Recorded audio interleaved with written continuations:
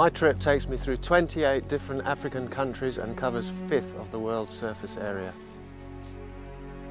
A trip like this and undertaking projects like this, I think, is actually in my system, and I guess I need to get it out of my system.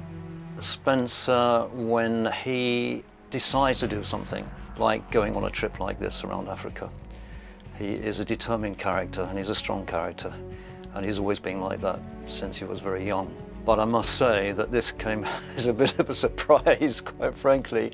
28,000 miles around Africa on his own, without any support, is quite a task. It's a challenge, a big challenge. The sacrifice I've had to make, obviously, is I've got to give up my family for a year. I have 2 girls, and it's going to be difficult for them, and it's going to be difficult for me, but I hope they'll be proud when I return. The fact that he's leaving us behind is what's worrying him the most. It's not really the actual trip, it's being away for that long.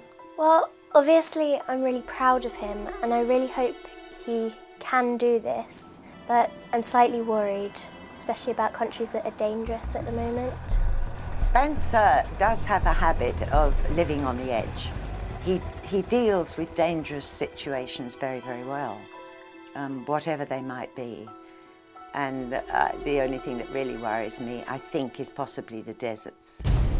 Africa's a very open, friendly place, and the people are wonderful. And unfortunately, in certain countries, you do have a bit of problems, but people still go there all the time.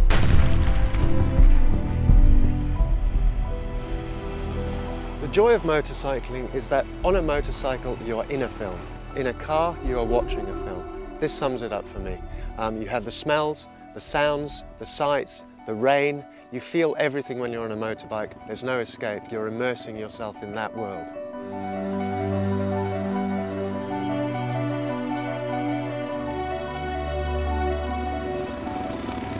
Obviously we're all going to miss him, but we know that he can do this and he will come back safely. I want him to do it. I trust him to do it. I think he has the wherewithal to do it.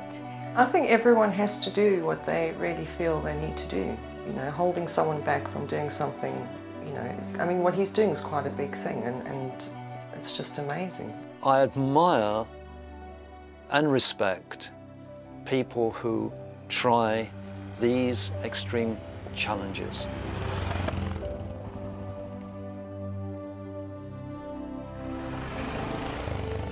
Now, this journey of mine is not about speed at all. Adventure motorcycling is about covering distance, seeing different cultures, dealing with different terrain, and getting across it.